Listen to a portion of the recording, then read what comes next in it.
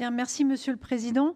Je voudrais tout d'abord remercier nos collègues du groupe communiste qui ont pris l'initiative de cette motion sur ArcelorMittal Dunkerque. À travers cette motion, nous apportons un soutien des élus du département du Nord aux salariés de cette entreprise à qui a été annoncé en avril dernier un plan de licenciement de plus de 600 postes. Donc en soutenant cette motion, c'est d'abord à eux que nous pensons. Et au-delà des salariés d'ArcelorMittal Dunkerque, c'est à toutes celles et ceux qui travaillent dans l'industrie aujourd'hui dans notre région. C'est à eux que nous pensons. Le Nord, c'est l'industrie, mais c'est aussi la désindustrialisation avec son cortège de blessures pour les hommes, les femmes et dans les territoires. Alors nous défendons aujourd'hui la relocalisation de l'industrie.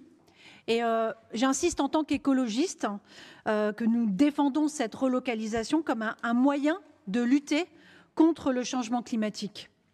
Car cette relocalisation peut se faire en réconciliant l'industrie avec le respect des droits du travail, le respect des règles environnementales européennes et la diminution de nos émissions de CO2, qui ne concernent pas que d'ailleurs la décarbonation de la production, mais aussi le transport de marchandises mondialisées. Alors nous avons cependant souhaité apporter quelques amendements au texte initial, simplement par souci de cohérence avec ce qui est porté à l'Assemblée nationale par certains de nos députés. Et vous avez reçu ces amendements en temps et en heure, donc je n'entre pas dans le détail, sauf peut-être sur un point qui a fait l'objet d'échanges en commission, c'est le sujet de l'emploi du mot de nationalisation, puisque l'amendement que j'ai proposé précise les modalités justement de cette nationalisation et emploie une formulation qui peut convenir, semble-t-il, même si on est un peu allergique à l'idée de nationalisation. Cependant, si je reviens sur les derniers événements en date sur ArcelorMittal Dunkerque, ça devrait aussi nous amener, même les plus rétifs d'entre nous, à regarder de près cette idée de nationalisation, parce que qu'est-ce qui s'est passé la semaine dernière ?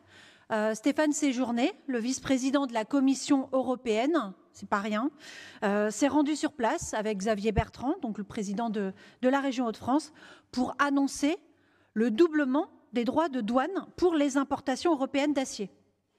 C'est ce que réclamait ArcelorMittal depuis des mois, il y a plusieurs reprises. Mais visiblement, ça ne suffit pas.